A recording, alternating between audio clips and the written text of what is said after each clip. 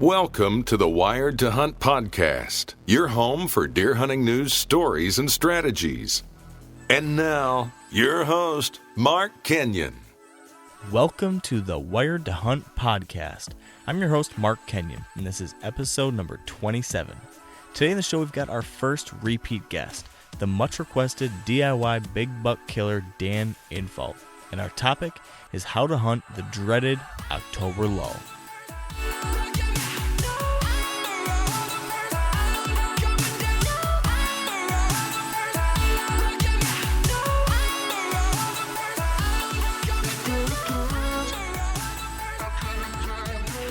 All right, welcome to the Wired to Hunt podcast. Now, as you've heard me say probably 26 times already this year, I'm really excited to be here, but I might be even more so today because we've got our first repeat guest in Wired to Hunt podcast history.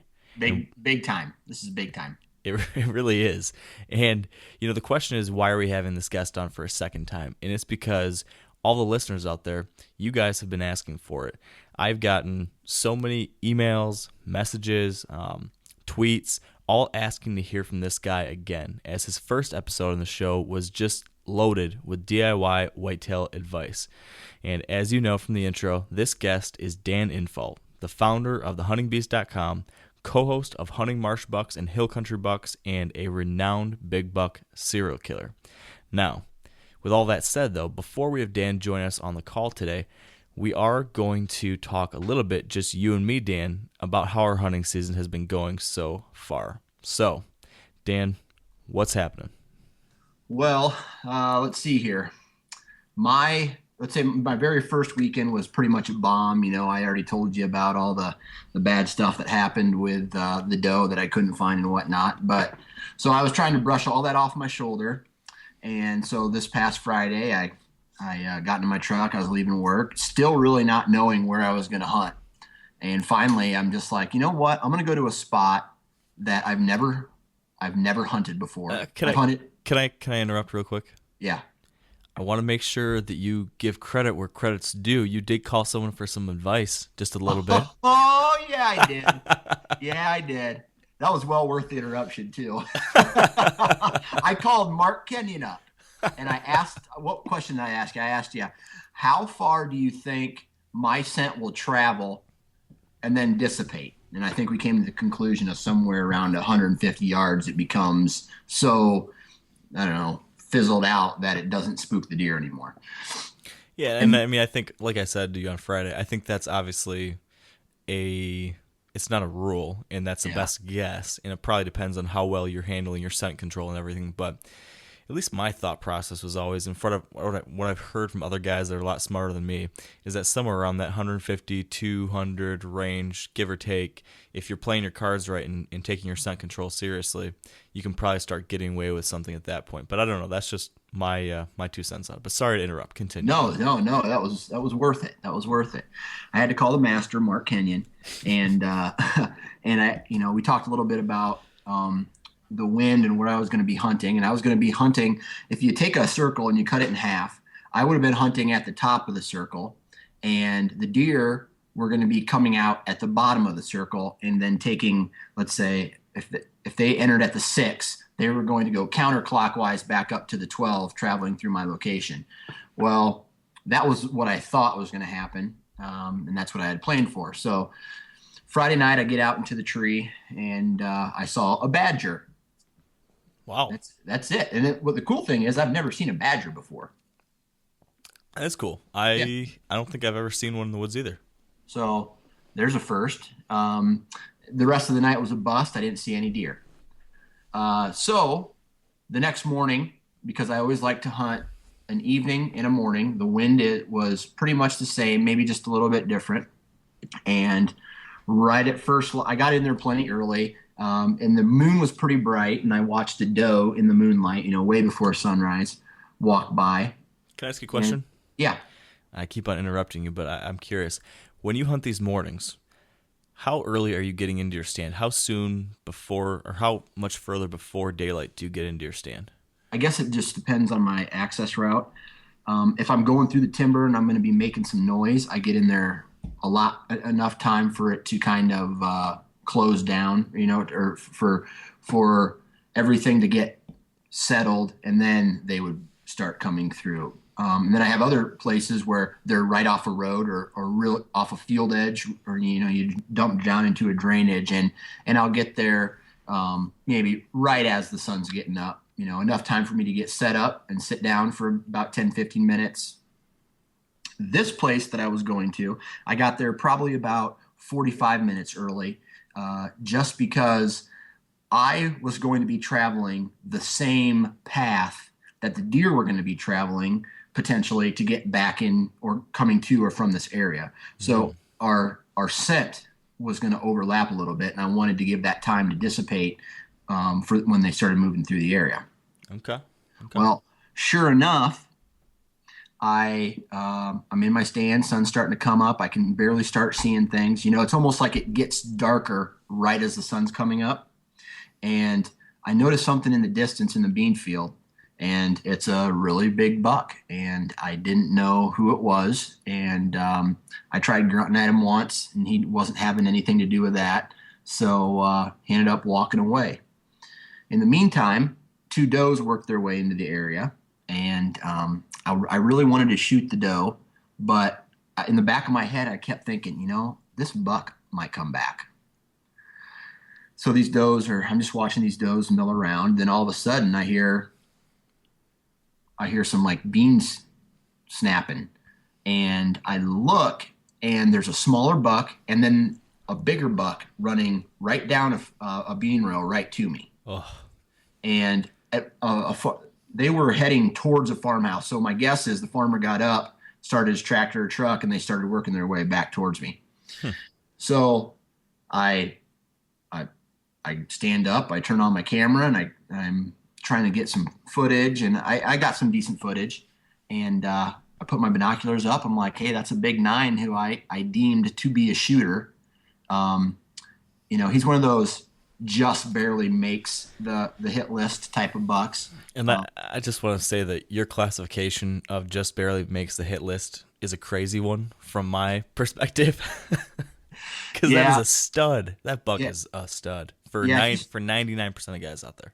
Yeah, and and I said to the guy at work, I am blessed to have really good property, and being able to make the decision to pass on some of the deer that I pass on, and I haven't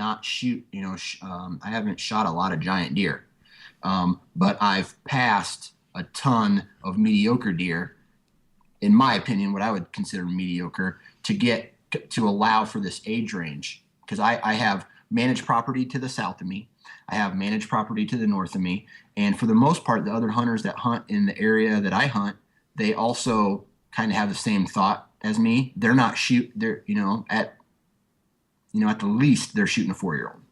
Yeah. So and can I ask you another question? Maybe also add a disclaimer. Yeah. Without divulging too much information, you are hunting in a particularly good part of Iowa, surrounded by some very serious managers. So we're talking top of the chain. Right. So for you, Dan, in that area where your neighbors and people around there are top of the top when it comes to the kind of deer they're trying to shoot, what do you consider a mediocre deer that you've been passing up on? Oh, without sounding cocky, because in the industry, and it's sad that it has to be like this, you start talking about sizes and what you've passed and whatnot, people think you have an ego, and you know me, I don't think I have one, but I passed a couple years ago. I passed 145, 150 inch 8-pointer. Wow. And he was probably a 4-year-old. Now the next year, he turned into 175 inch like 10-pointer with junk all over. So that justifies my actions. Okay, so that year I passed that buck, I ate my tag. Yeah. Now, I'd rather go for a really big mature deer, in that 4 or 5 and older category than have to sit or than kill something, which I've seen firsthand, not only on trail cameras, but from the stand. Like when I pass 150 inch 8-pointer, and the next year blows up to 175 as a 5-year-old, I mean, why wouldn't you do it? You know, I don't know. I'm not the kind of person who is, I need to have a ton of deer on my wall. Number one, my wife wouldn't let me. And number two, it's just like, I don't know. You got to give a deer a chance to reach their potential. And some people can do that. Some people can't. I'm just blessed that I have the opportunity to do that. Yeah, I think it's all about your different situations and what makes you happy. And for Right. you are in a situation where you are blessed to have opportunities at a lot of really good deer, and you can make that choice to say, okay, this is what makes me happy, and this is what I want to work towards, and I can do that. And at the same time, there's probably some guys in South Carolina or something who see a 110-inch buck, and that gets them really excited, and that's the deer they're targeting, and that's cool too. So Right. I love And the fact that everyone can have their own different thing and what works for them. Right. And my stepdad and the rest of my family, well, I got an uncle. He moved to Kansas 5 years ago. 4 years in a row, he shot a booner every year, a deer over 170. And Wow.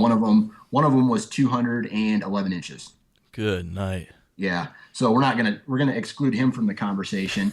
But the rest of my family, if it's brown, it's down, and they hunt in the same areas that I hunt. So it's just a matter of what makes you happy. Yeah. That makes them happy, and this makes me happy. So, Yeah. It's a beautiful thing. Yep. But back to the story. Yes. Buck comes in. The big 9-pointer comes in. I would put him somewhere around the 145, 150, and everybody's going to be able to see the footage. I don't know if I'm going to do it Wednesday or Thursday. I'll post the footage, and everybody will get a chance to look at it. But it's not that I say, because I text you and I said, hey, here's the deer I passed this morning. Yeah. And I really don't want to call it a pass, because they were coming right towards me. And I did something in the tree where the younger buck kind of caught me moving, and he looked up at me, but it was one of those quick looks, and then put his head back down and started walking kind of a loop around me.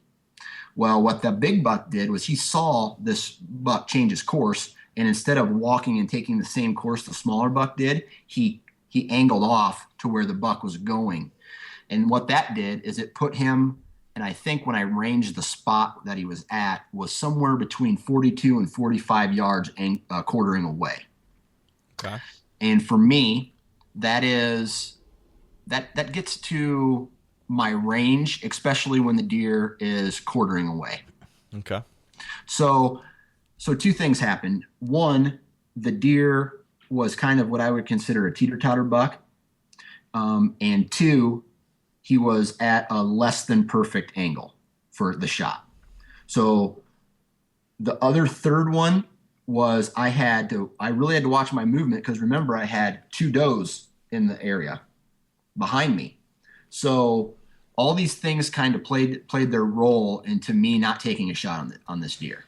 So let me ask you this, Dan. If he was at 20, would you have taken that shot broadside 20 yards, standing still, looking the other way? Probably yes. Okay. Probably yes. Okay. All right. Well, I mean, it was an awesome encounter. Yeah, that deer is probably a 4 or 5 year old buck. I have previous pictures of him from previous years, and he's gonna be a 9-pointer probably the rest of his life. And that people say, hey, if you're not gonna take a shot at a deer the very first day of the season, then you shouldn't shoot him the last day of the season. But this is one of those scenarios where I didn't have the optimal shot, so I didn't take it. Fair enough. You never should push it if you don't feel comfortable. That's right. Now, let's see. Sunday morning, or that was Saturday morning. I'm like, okay. So I went back to the stand Saturday night after I watched Iowa totally dominate Indiana. And, Congrats on that. Yeah, thank you. And then I get back up in the stand, and I see 2 does way in the distance. And then probably 30 minutes before last light, probably 100 yards away from me in this strip of grass that cuts right between 2 bean fields, a giant 10-pointer stood up, and He had a ton of mass. I think there's a potential it could have been Mark Kenyon, Ooh. but I saw a lot of mass, and it was kind of right at last light. So, and he was walking away from me. So I really didn't get a chance to observe exactly who he was. But as soon as he stood up, I knew he was a shooter. And I can't shoot 100 yards. So I tried grunting one or two more times, and then he was gone. So, of course, Sunday morning, I'm back in the same exact area trying to see. Basically, I'm trying at this point, knowing that I've pretty much worn out my exit and entry route to the stand. I'm now observing the rest of the area, trying to figure out where these bucks are moving, and hopefully, being able to catch something, come back to the bed. And the only thing I saw Sunday morning was 3 does, and then I packed it up and I head home to my wife and daughter. Man, well, you had one heck of a good weekend. Yeah, that kind of. Although there's no deer on the ground, I got it. It feels good to see the caliber of deer that you're actually after, knowing, say, hey, now I can start tweaking my setups. Oh yeah, gosh, I'm just dying to have that feeling. Yeah. I still have not seen a shooter. But you had some company this weekend, right? That is correct. Yeah, this weekend really for me wasn't about trying to see a shooter. It was I had my dad and my good friend Josh down for the weekend, and we were really just trying to get some does on the ground. So it was really about having a good time, spending time together, and hopefully putting some backstraps in the freezer. And unfortunately, things didn't go quite as planned for most of the trip. We had a great time. But Saturday and Sunday, we pretty much got blanked. We were hunting a spot where I thought there was a good number of does, and it was an area that I wasn't worried about, putting 3 guys on and all that pressure, because I wasn't really trying to hunt there for bucks at all. So we hunted Saturday morning and evening again, just to try to get in the woods and shoot a doe. Saturday morning, none of us saw anything. Saturday night, Josh was the only person to see a deer. He just saw a little 6-pointer. So rough first day. But we did have elk chili for dinner, which was a big success. My first chili from my elk from September, so that was pretty cool. And then Sunday morning, headed back to the same area. I saw one little Michigan 11-pointer, which is what we call spikes in Michigan. Yeah. So that was my excitement from the morning. But what was funny is, I really, really badly wanted my dad to get a shot at a doe. And I had him set up on a little patch. He hunts in the ground blind, and he was right on this little strip of cut corn that was just money. It was the only cut corn in the area. The deer should have been flooding to it, really. We got in there early enough that we hoped that he could sneak in there back behind this hill, and he could hunt this little back corner that's hidden, and then hopefully have any deer in the larger field come over that hill and give him a shot. Well, he didn't see anything all morning. So around 10 o'clock, I came out of my tree stand, hiked over to where he was at, and started helping him pack up. And as he's packing up, Josh had walked over from where he was hunting. He's standing on the edge of the field, maybe 30 yards away. And I turn to look at Josh, and I just start seeing him do this kind of hand motion with his finger, like pointing over my back, like really aggressively, just kind of signaling, turn around, look. And I turn around, and there's 4 does that just crested the hill, like 40 yards away, that would have walked right past my dad, giving him just a perfect shot. Oh, no. So if we had been just 10 minutes later, those deer would have came by, and my dad would have got a nice shot at one. So that was a bummer. But that's how hunting goes, right? Yeah, I'll tell you what. That you said that, I saw, and according to my trail cameras, and I stayed in the first. Let's see, Saturday morning, I got out of my stand after I saw all that action. They all headed away from me. I got out early. Okay, I got out of my stand, and it was probably somewhere around the 8:30. 9 o'clock mark. And so then Saturday night, when I came back and I saw that big buck stand out of the bed, I go, you know what? I missed him come back to bed. So Saturday morning, or Sunday morning, I waited until like 9:30. And right around the 9:30 mark is when I saw some deer movement. So I witnessed, and according to my trail cameras as well, some late morning movement. Like I have daylight pictures of Mark Kenyon at 9:30. The buck I shot last year, I called Tupac. Him around 9:30. Broad daylight pictures. Wow. up all on their feet. Jeez. So something was happening out in the woods, and I don't know, everywhere, where these deer were moving late, and I don't know what that is. I think I might. Okay, what's your idea? My idea is, and I didn't actually pay attention to this. I don't remember, but my buddy texted me Sunday morning or Saturday morning, one of the mornings, and said, "Hey, it's a late setting moon today." So he said the moon is setting late in the morning, which, as we talked about before, typically will result in a little bit later morning activity. So maybe that's what it was. You're right, and it did, and I don't know what it was, and this could have been like the peak of it, but every one of my shooters that I have still on the property, and I think there's 4 or 5, they all were captured on camera on October 7th. Wow.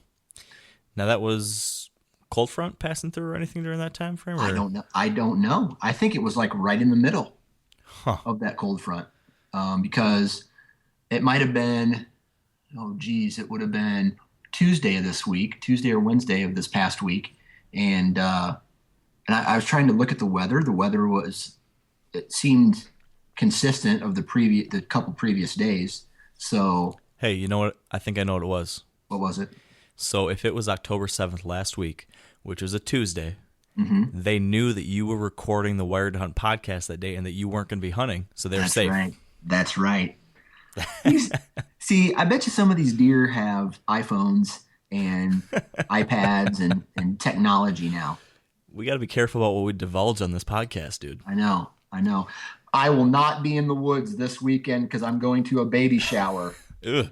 I hope that you're not telling the truth. Are you? I'm not. I'm joking. Okay. Like I would go to the baby shower. You kidding me? With that beard that I saw you're wearing right now, you'd be scaring some expectant mothers.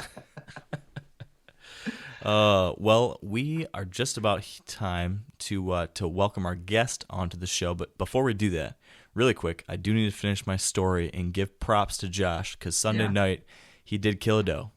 Awesome. So that was a great ending to the trip. He double lunged a nice little doe, and we got her in the back of the truck and home that night, and he's got some fresh venison. So it did end our weekend on a high note. Perfect. So that said, though, our main topic today is on this upcoming time frame, this time of year right now, the middle of October, that so many people refer to as the October lull. It's impossible. It doesn't happen. It's I know me and you are against each other on this topic. I feel. Well, I don't know about that. I'm more on your camp than I think you think I am. Okay. I'm writing a lot about this week, but I really think that the October lull is not necessarily something that happens by default. But I do think it's something that sometimes occurs. It definitely occurs in some areas due to a number of different factors. Excuse me, I've got the hiccups because I'm drinking a cold beverage right now. Now, I think that a big part of it is increased hunting pressure. So if you're in an area that doesn't have increased hunting pressure, you might not see that lull. But plenty of people are out there hunting a lot, and that causes a self-induced lull. And then there's a couple other different things like changing food sources, changing cover, and all those things just cause shifts in deer patterns. And I think this lull that people experience is many times due to the fact that they're not adjusting to the changing patterns. That's my hypothesis on the whole deal. Gotcha. And I think I'm not too different. I don't think that's too far away from what you believe, is it? Well, yeah, I definitely feel that deer movement can be affected by, obviously, changing food sources, weather, and pressure. But when I think of a lull, I think of a deer naturally reacting to certain things. And if you're in the wrong spot, you're in the wrong spot. Don't call that a lull. If you're on a cornfield and they combine it and all the food's gone, and the deer go to the next cornfield or stay in the timber and eat acorns, that's not a lull. That's you not being in the right place. And I agree. And if all of a sudden hot temperatures come up and the deer bed down until right at dark, then come out, that's not a lull either. Like when I feel like, I think that lull is, honestly, I think it was made up to sell products that to hunters to get them to buy scents and rattling bags and grunt calls and all this junk that you spray, slime and all that stuff to get them to come out earlier when, man, it's nature. You think I'm going to go outside when it's 110 degrees outside? I sweat so bad. No, I'm not. Like I just don't, it's just nature taking its course. It's not, I don't know. I just get fired up. I'm so against the lull because I think that was created by someone who hunts the same tree stand every day of the season. And I agree. I agree with 100% what you're saying. Yeah. I don't think it's like if all things were equal and no one changed their tactics, it just deer naturally are going to be different or acting different this time of year. No. Numerous studies have proven that deer activity, especially buck activity, steadily increases throughout the month. Yes. But I do think that people are making mistakes that result in them feeling like there's a lull. I think that's right. I think that's a reality. I agree with that. And so I think that as I'm talking about the October lull, that's what I'm referencing. Yeah. And I think in general, this middle October, I want to talk to Dan Infalt about how to hunt the middle of October, leading into the end of October, what many people refer to as the October lull. We're going to get his opinion on what he thinks about that, how we should be hunting, what different ideas and tactics we should be taking to the woods, and a whole lot more. So if you're ready, Dan, I'm going to start referring to you as Dallas so that we don't get everyone all mixed up. And Sounds good. I think it's now time to welcome Mr. Dan Infalt to the show. Let's get him on the phone and he can straighten this out. All right. Well, welcome to the show, Dan. Thank you. Glad to be here. Yeah, we are, as we mentioned in the kind of beginning of this podcast, we're just really excited to have you back on the show. I don't know if I've actually told you this, Dan, but we have gotten more emails, messages, and just feedback on the first episode you joined us on than anything else. People really enjoyed hearing from you on the different tactics that you're taking into the whitetail woods. So we're just thrilled to have you joining us again and to pick your brain, especially during the hunting season, to figure out, what we need to be doing in the woods. So thanks for being here. Appreciate it. Yeah, and that being the case, as we discussed a little bit ago, the main topic for our conversation here today is going to be hunting this mid-October time frame, that many people refer to as the October lull.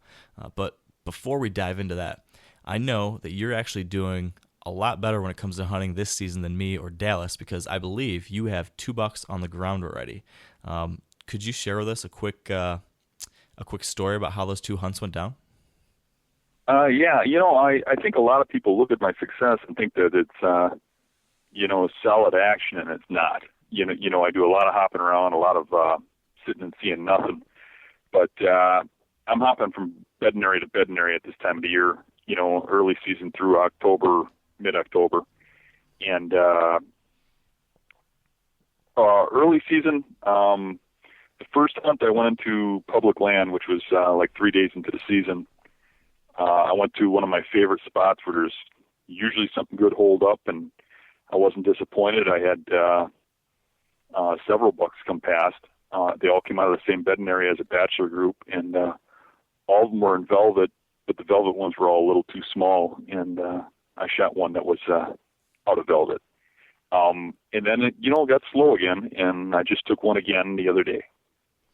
And that one, I went on a blind hunt, a place I've never been before. I went back there via maps and real remote, about 2 miles from the truck, and took a buck on the first sit in that tree. That's awesome. I'm glad to hear that the season started so well for you. Now, on that second hunt, you said you went in blind based purely off the maps. Could you tell us a little bit about what it was you were looking for on those maps that led you to pinpoint this is the spot I got to hunt? Well, this was a swampy area that was a lot of marsh, and in that kind of situation, I look at aerials. If it's, more hilly land, I look at topos.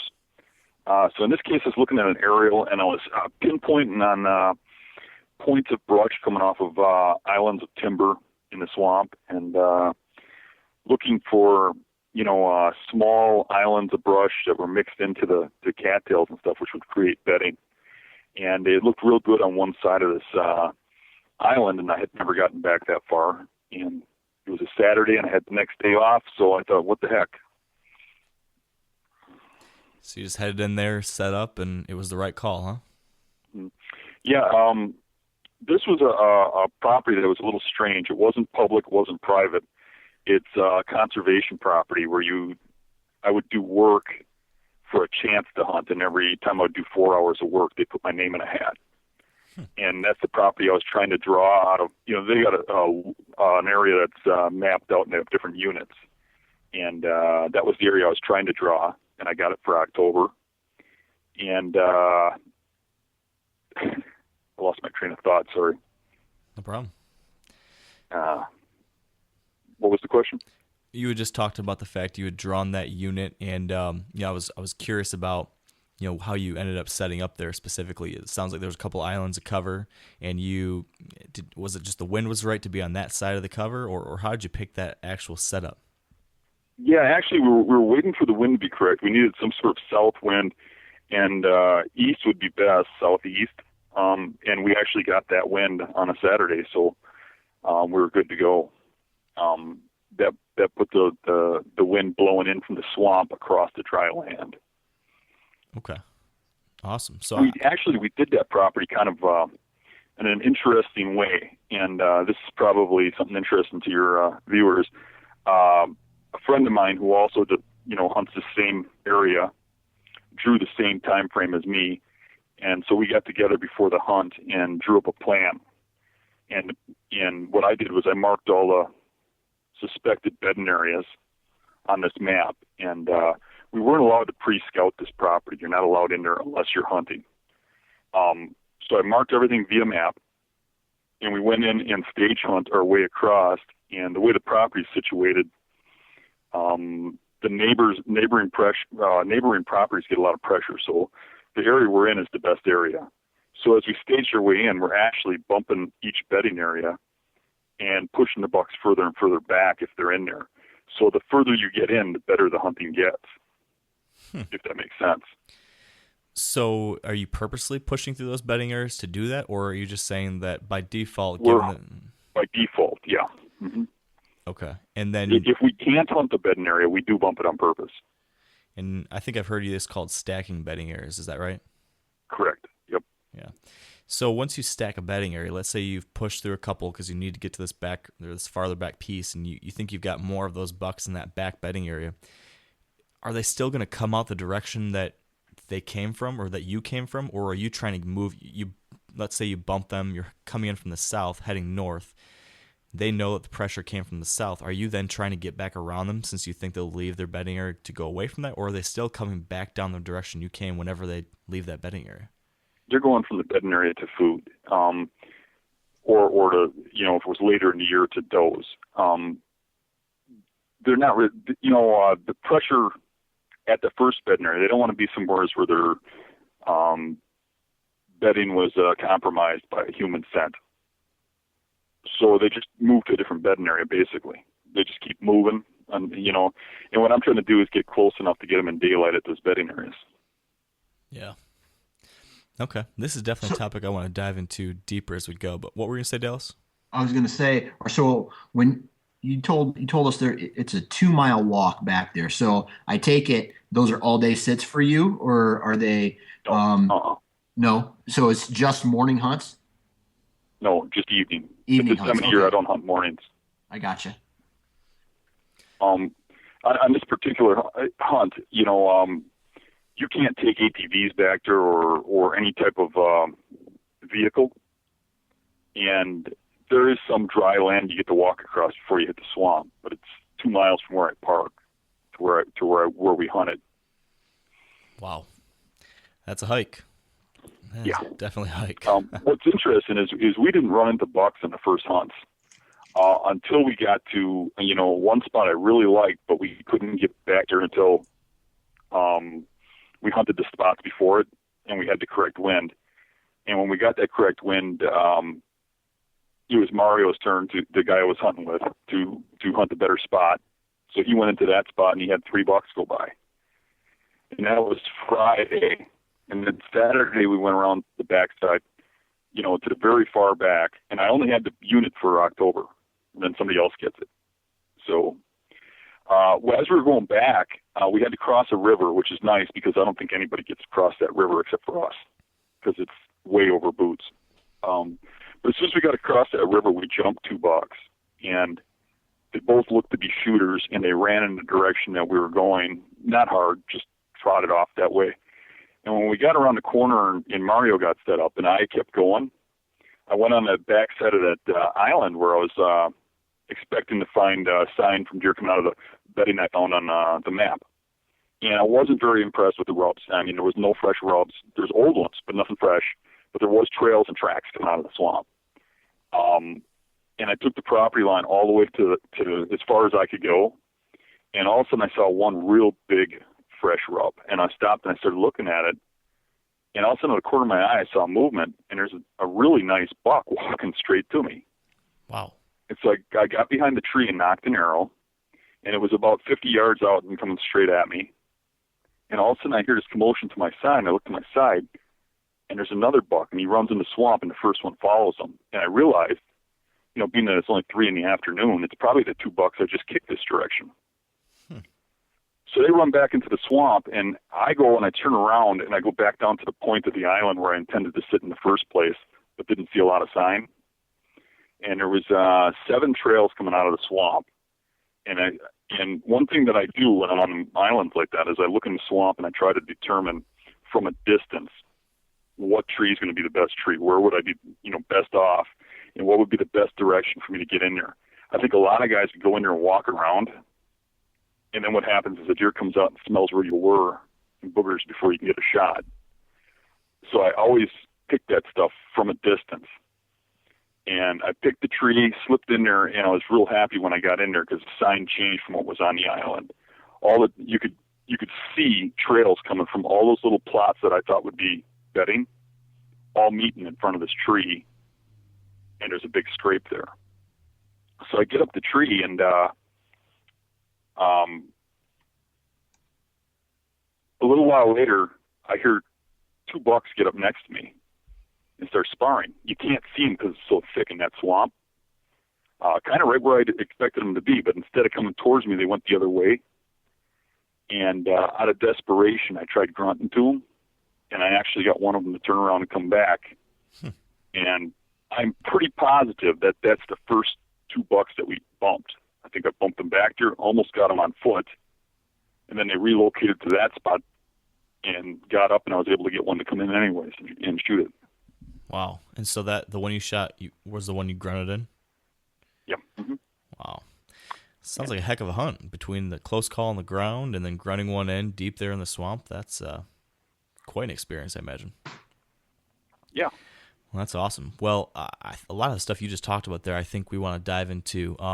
But I want to take a step back here real quick to get started, because this time frame, this middle portion of October, lots of people refer to that as the October lull. So me and Dallas were just talking about this, our different opinions on this, but I want to hear from you, Dan. Is the October lull, is that fact or fiction? I would say it's somewhat fact. Somewhere in the middle there. I mean, you do get less movement in daylight during this time frame. I think it's starting to pick up now. But during that early October frame, I think that you do get less movement, but I don't see a lull because I'm pushing those bedding areas. I'm still getting them, in daylight, seeing them. But I'm definitely seeing them closer to the edge of darkness. And a lot of the bucks I am seeing that are good bucks during that time frame are only getting 75, 100 yards from those beds. So I think where most people are seeing a lull is they're sitting over food plots or food sources, or acorn patches or stuff like that, and they're seeing less movement in daylight. I'm still seeing the same amount of movement at that time frame. I'm just seeing it later in the day. Okay. And what do you think is causing that decline in deer activity that most people are seeing? You said that these deer are staying closer to their bedding areas later. I've got some different ideas, and there's been a number of different hypotheses thrown around there about what caused that later movement or less decreased movement. But what do you think is causing that, Dan? For me, it would have to be a guess. I think some of it has to do with the heat and the fact that they're changing their coats to winter coats, because it almost seems like when that cold hits, that period of time in the evening when it gets cold is when they get up and move. But that's pure speculation on my part. Okay. And I imagine maybe some hunting pressure might cause that too from a lot of people? Yeah, I think so. But I hunt some spots that don't get much pressure, and I still see it. And I hunt places with pressure, and I see it. So. Okay, interesting. So then, that being the case, this time frame, you said that you're still seeing that activity because you're pushing it close to beds and close to bedding areas, and I think. That is, I'm sure, something I want to talk about here. And are there any other major tactics other than that you're employing this time of year to get close to those deer, or does your entire strategy revolve around those bedding areas at this time? I would never say my entire strategy revolves around any one thing. But there's one tip I'd love to give your listeners that they probably haven't heard before. Okay. And this is going to sound a little weird to you, but I guarantee it's true. Right around the first week of October to the second week, maple leaves, when they first start turning orange and dropping, when they just first start dropping, they have a bigger draw than acorns. But you have to have isolated maple leaves. Them things hit them like you wouldn't believe. I think they get a sweetness or something when they first die, when they start dropping. But they're a huge draw. I first learned that from Andre D'Acquisto. He told me that when we were on a hunt one time, and I really paid attention after that, and he was dead on. I've observed it many times and moving to these little maple patches. Wow, that's definitely something I never thought about. I got a maple tree in my backyard. Maybe I should hunt in my backyard tonight. How close is the bedding? Probably a couple miles. So that said, then let's cycle back to the bedding area topic, because I think there's a whole lot we could talk about in this, and we talked a little bit about it back in March or April, whenever we chatted with you the first time, Dan. But I guess let's start at the highest level and then just keep on diving deeper. Can you give us a high-level overview of what you're doing when it comes to hunting these bedding areas? When you're heading in for a hunt, what are you thinking about? Why are you doing it? And how are you setting up? Well, there's two different ways I go in on these bedding areas. And the best way is if I've pre-scouted it and I've gone in and, say, January, February, and really taken a good look at this bedding area and looked at how the deer stage and looked from their perspective at how to set up. That's the best scenario. Because then when I go back and I go in for the first time and hunt, I've got a really good shot at killing them. The second scenario is I haven't hunted the area, and like this last buck, I'm going in and I'm guessing on the bedding. I think I do a little better than other people on that aspect because I've been looking at these beds for so many years that I have a good knack of reading them, if you know what I mean. But those are my two main scenarios, is guessing the bedding or knowing it from previous scouting. Okay, and so how about let's talk about that first scenario, and then I really want to dive into that second scenario too, because that might apply to people at this point who maybe are just trying to figure this out as they go. But for someone who already has these bedding areas scouted out, let's say like you already have a whole lot of different bedding areas across numerous properties that you plan on hunting, how do you have those prepared? Do you have stands hung up? Or I think from what I remember, lots of times you're setting up on the go. But can you talk to us about how you are choosing which ones you're going to hunt on a given day, and then when you're heading in, and what do those setups look like? Okay, well, some of the bedding areas are based on acorns, or corn or some food source. And if you know that food source and know when that food source is available, you know when to hunt it. Some, I don't have any idea why they're bedding there, except for that it's a good bedding area. And I got to kind of, go in and check it out and maybe give it a hunt in September, maybe a hunt later in October, maybe a rut hunt, and try and figure out when they're there.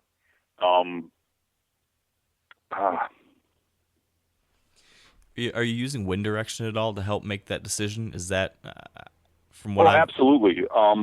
But there's one thing about wind is it's more important on the hill country direction-wise than it is in swamps. A lot of times in swamps they bed on these points and fingers and little patches, not based on the wind at all. So you can have the wind in your face and really do well.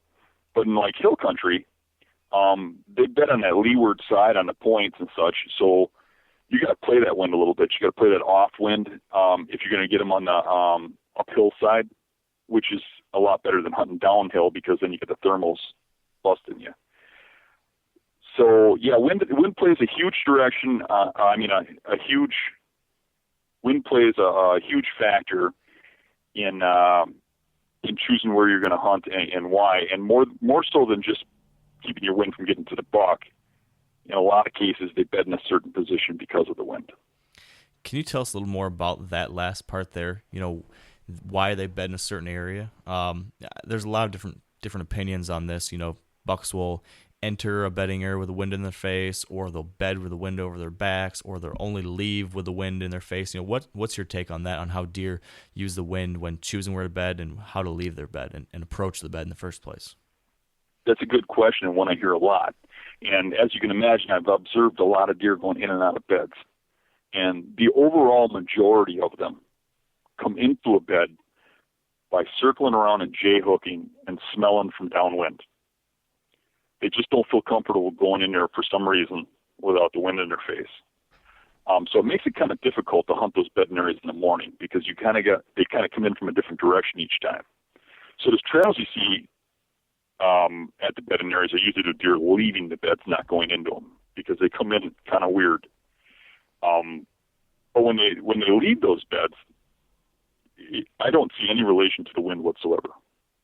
What I do see is if the wind is not in their favor, if it's to their back, they come out a little more cautiously and a little slower, but they still go the direction they want to go.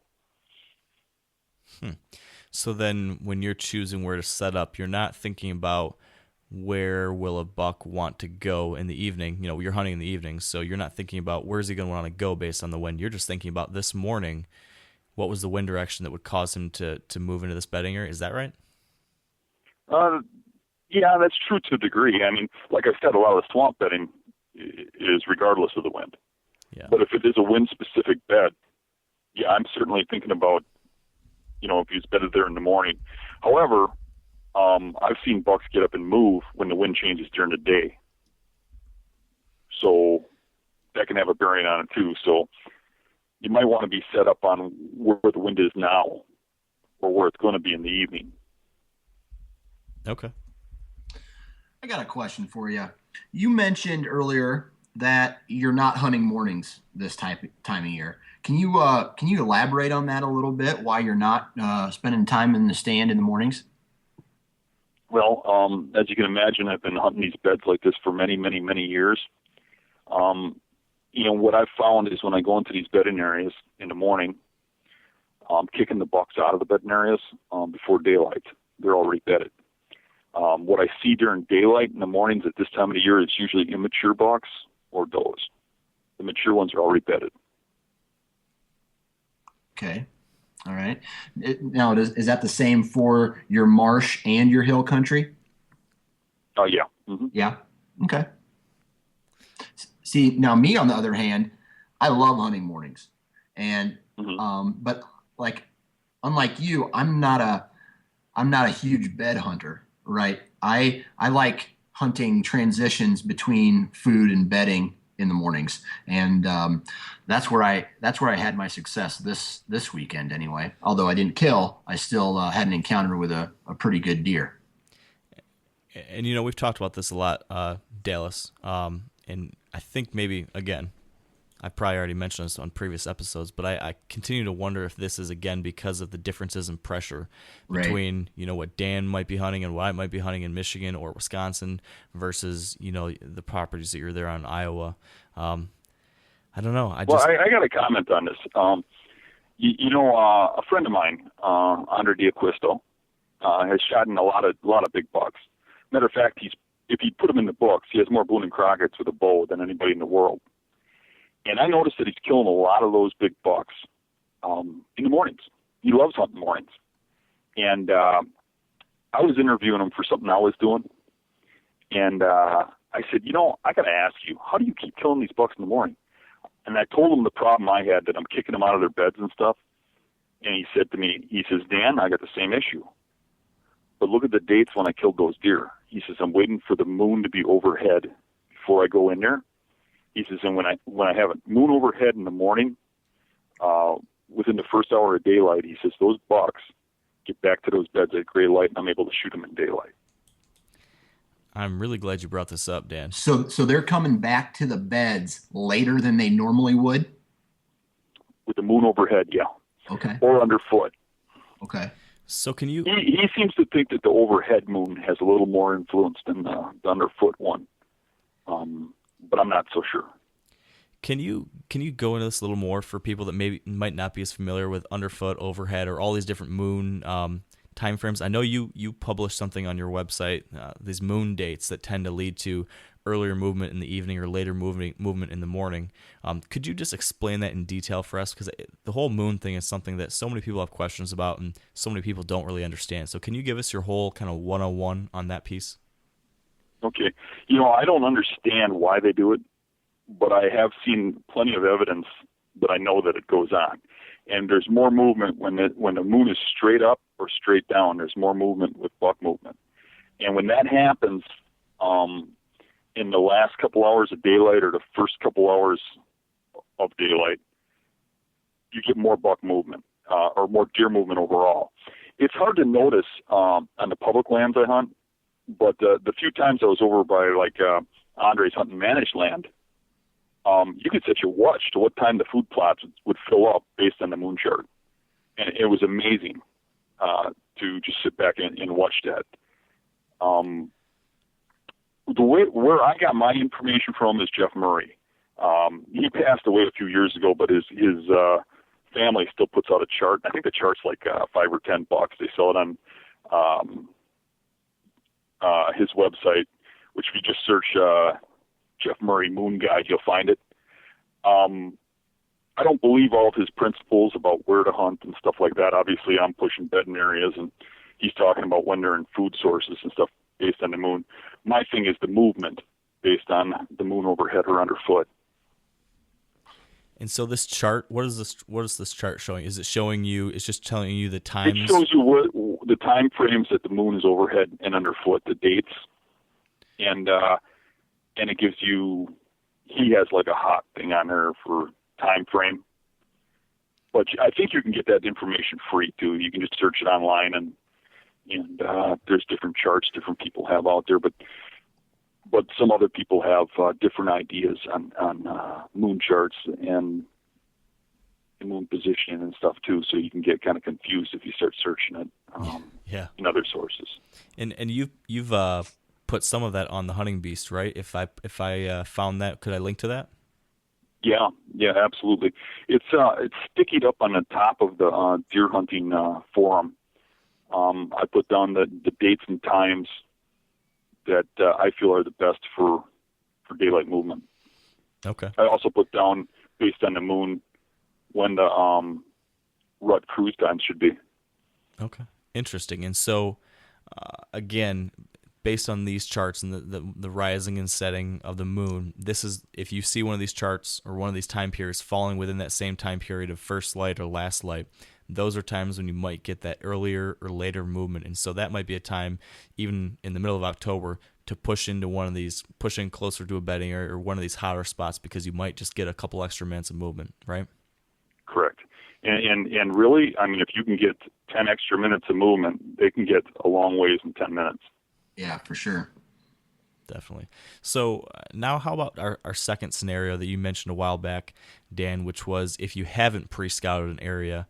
Let's say there's a guy listening to the show right now, and he's thinking to himself, okay, I'm having horrible success right now. I've been hunting field edges, and I'm not seeing any bucks, but I hear Dan is telling me to try to push closer to some of these bedding areas. For that guy that hasn't done the preseason scouting, all he has is, what he knows about his property and some maps. How can he go about finding these bedding areas and then, making those moves? How are you doing that, and what should he know, this other guy? Okay, that's real terrain specific, but say it's a marsh, a cattail marsh. To me, that's the easiest thing to read because you can see it visually so easy. If you looked at a cattail marsh and you look at the timber edge where it meets the cattails, you got this straight edge of trees meeting cattails. And somewhere along that line, you're going to see like a finger of trees go out, or a point. Right at the point, the tip of that finger, I guarantee you there's going to be a good buck bed. And you see these little islands, like a little brushy points that come off. And guarantee you at the tip of that, there'll be a buck bed.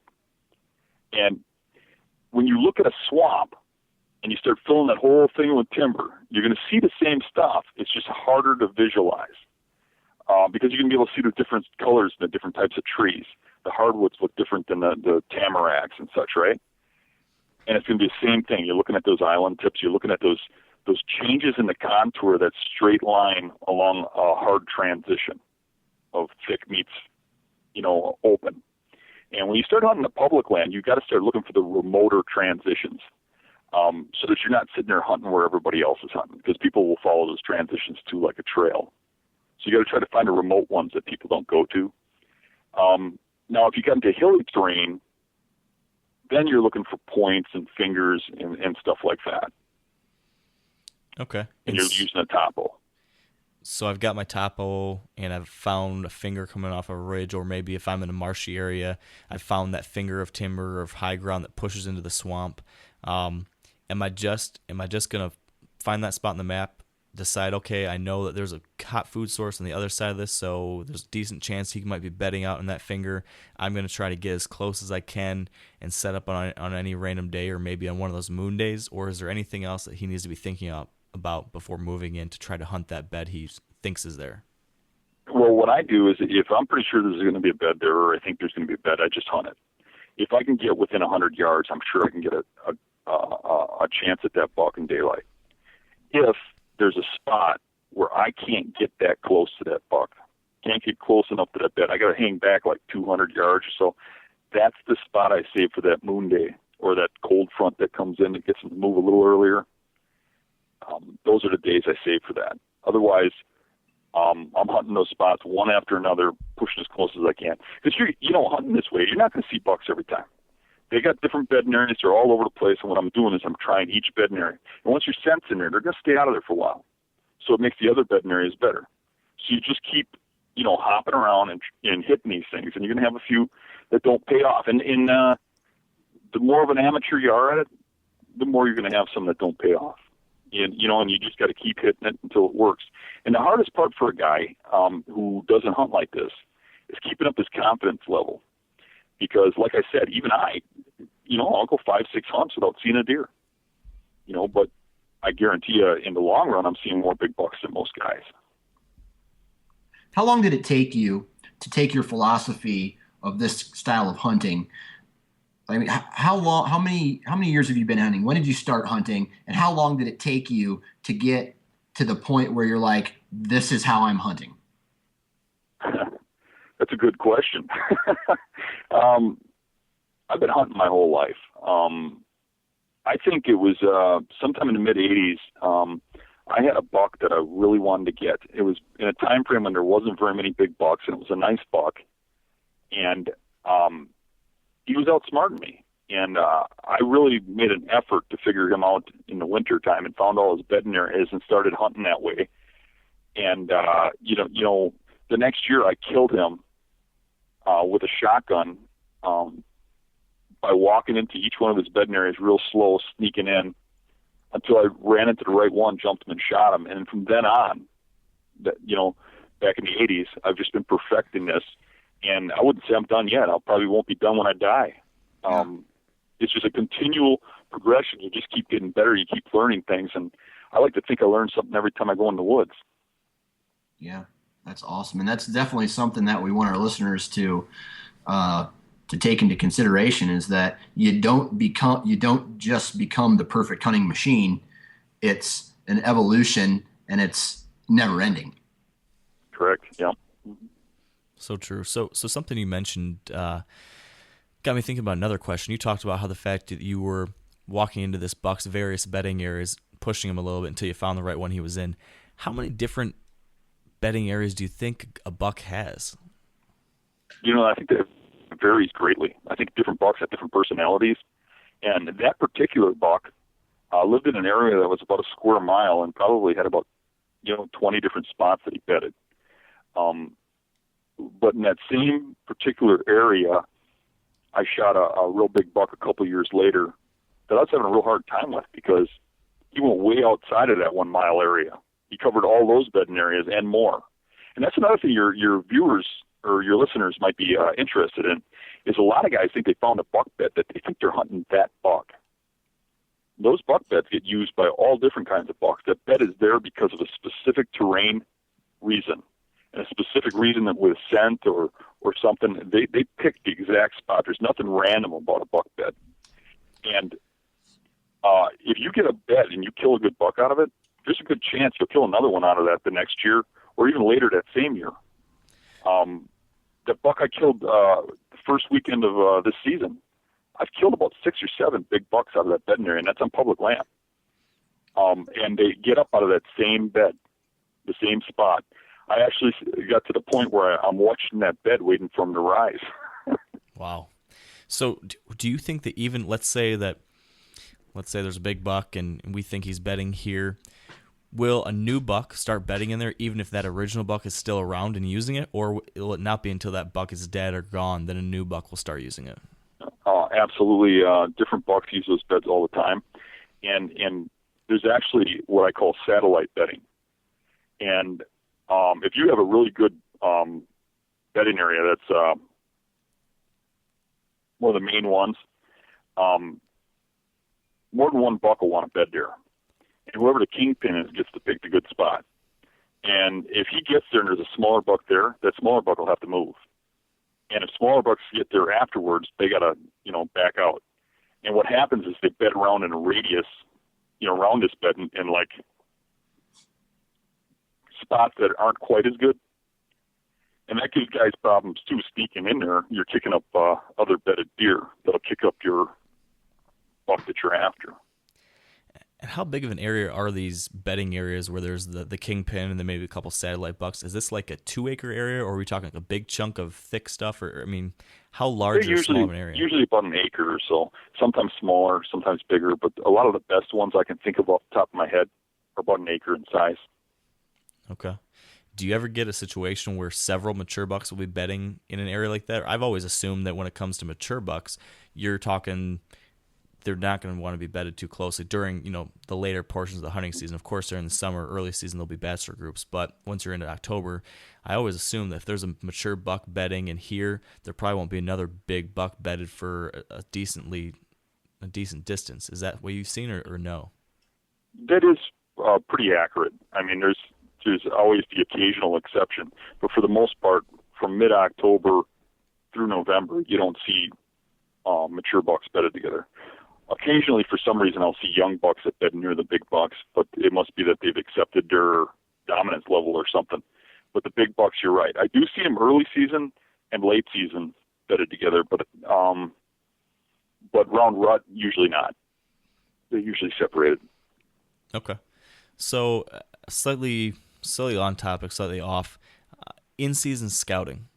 I think this is something you do a lot. Can you tell us a little bit about, what kind of in-season scouting you're doing and what you're looking for? Okay. I like to follow transition lines, and I like to do it with my stand on my back. And the reason I do that is because when you find that hot sign, you need to sit it when you find it. And the reason I follow the transition lines is because it's usually along the bedding. The bedding's on the thick side of the transition. So I'm looking for good sign coming out of the thick areas that I think are bedding. And then I set up on it and wait for the buck to come out. If he doesn't come out, the next day I start where I left off, go until I find sign again. So you're another way I scout in season is I have a destination in mind. And this happens a lot, and I've actually killed a lot of bucks doing this. I'm going to hunt this spot, this stand. I haven't been there yet. I'm thinking that's where I want to go. So I'm heading there. But I'm scouting my whole way in. I got that stand on my back anyways. So I'm like, I got to check the edge of this. I got to check the edge of that. And in a lot of cases, I don't make it to where I'm going. And I end up someplace else because there's good sign coming out of either a known bedding area or some area that I think might be bedding. So I think we talked a little bit about this last time we had you on the podcast, but for people that maybe missed that one, what is that sign that you're looking for that would make you say, "Oop, I got to hunt here right now"? The main thing for me is tracks. I mean, if I see big tracks, you can drop 4 fingers in it. That's great.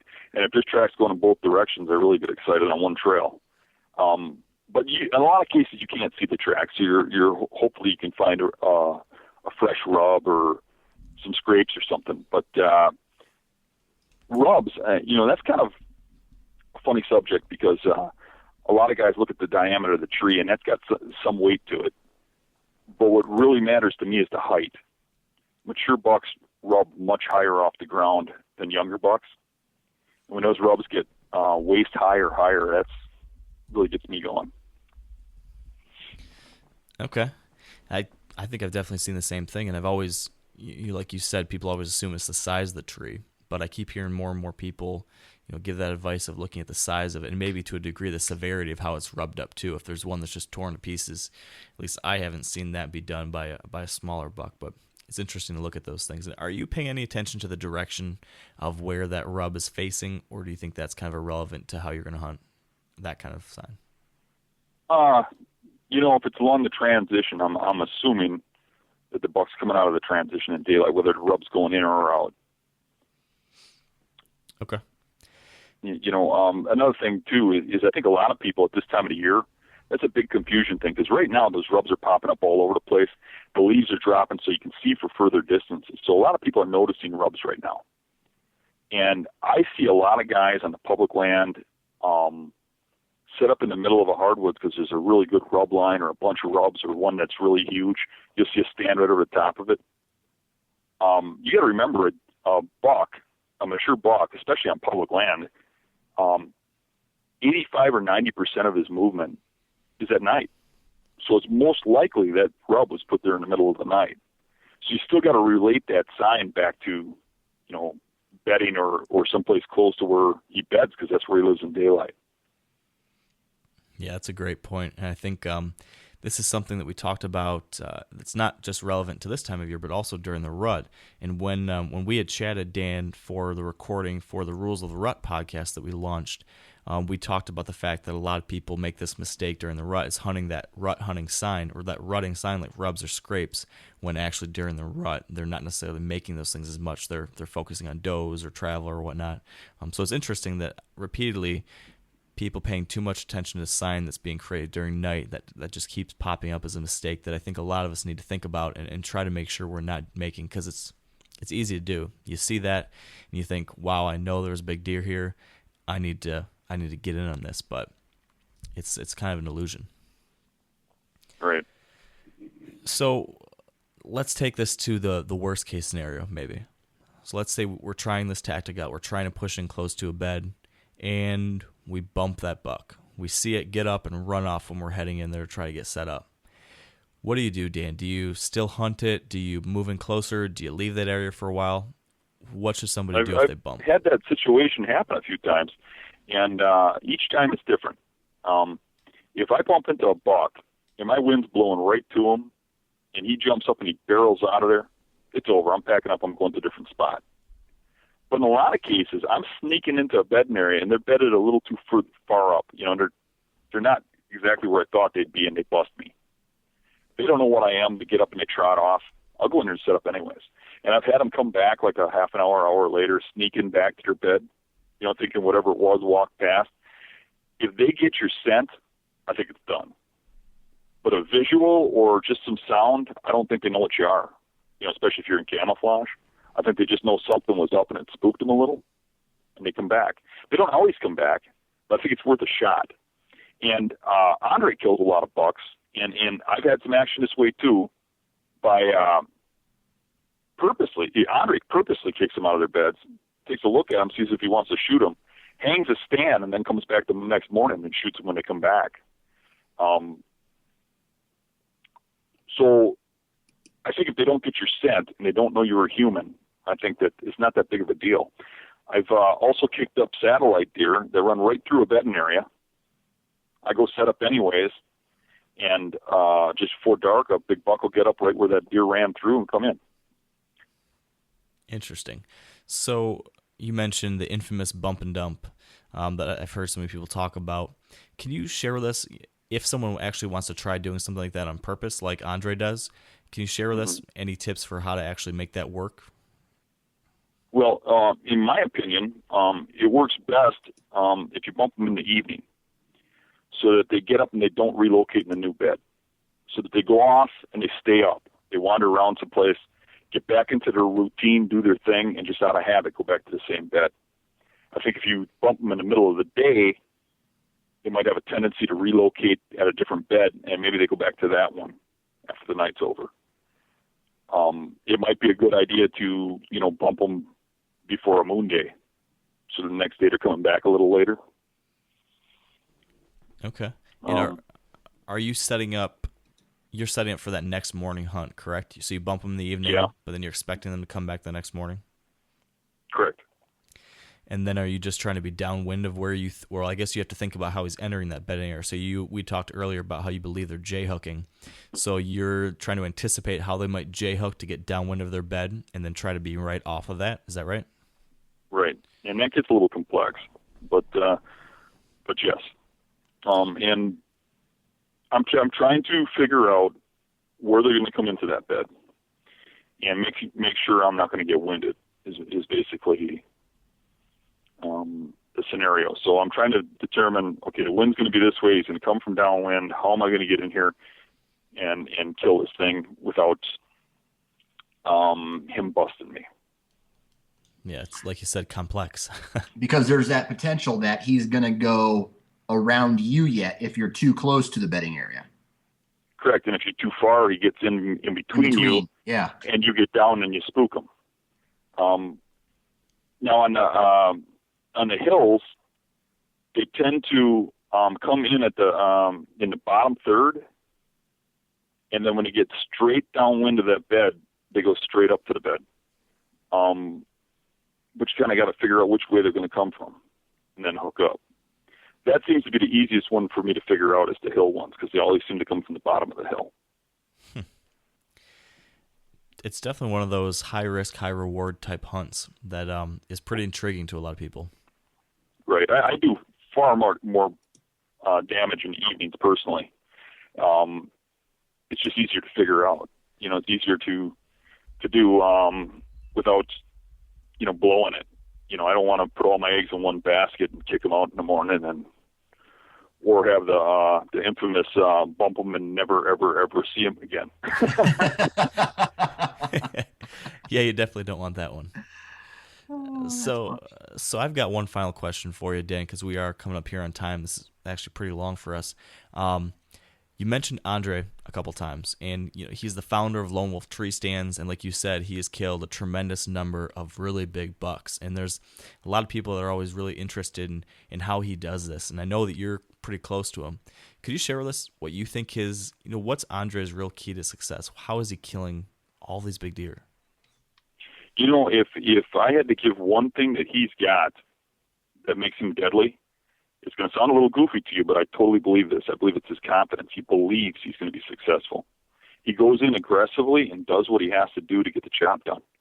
And he is so confident in what he's doing that it works out. It comes through, Yeah. I kind of think that applies to a whole lot of different strategies when it comes to if you're really confident in your setup or what you're doing that given day. I think you're just that much more inclined to pay attention to the details while you're out there hunting. You're that much more likely to do everything the right way that night because you think this can actually happen, rather than those days where you think, it's just a random sit, and you might get lazy with things. So I wonder if that has something to do with it. Another thing about him is I've known him, half of his life before anybody even knew who he was, when he was, working out of his garage and such.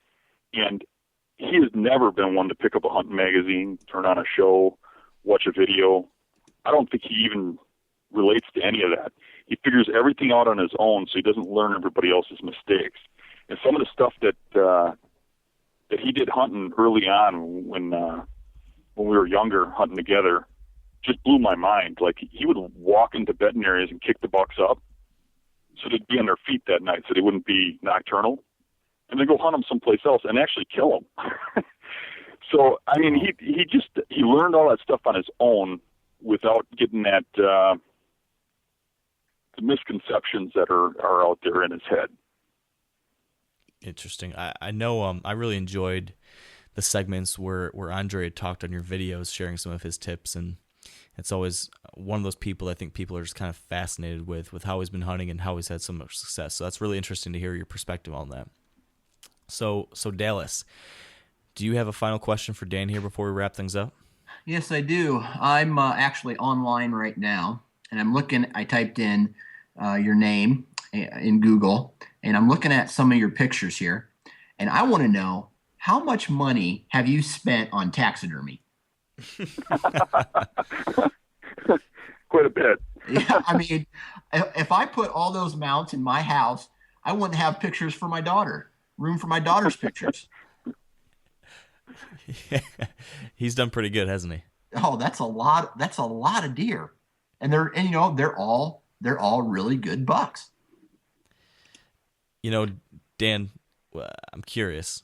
That being the case, we just asked you what you thought the real single one key to success for Andre Quista was. What would you say your single, if there was one thing that you do better than most or that you really hang your hat on? And maybe it's related to what we've been talking about here today, but what do you think that one thing is that is your biggest key to success? I think it would be understanding how deer bed and how to manipulate them. Yeah, I've definitely have learned from you so much on that topic, and I can definitely see how that's helped you kill a lot of deer in the past, and I'm sure it'll help you kill a lot of deer in the future. So, I'll tell you what, there's all these products and gimmicks that are out there that they say help people kill bigger bucks or whatnot. I would buy Dan's Mojo, and if you just would like wring out your sweat into a bottle, I would buy that from you, just so I could get any type of I don't know, better advantage. I mean, because you got it together, man. That's what I can say. Appreciate it. Well, Dan, I think that's a perfect way to end this out.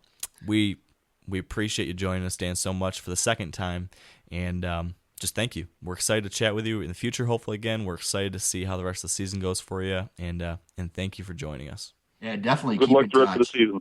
Yeah, for sure. All right, Dan, we'll talk to you soon. Okay, bye. Bye-bye.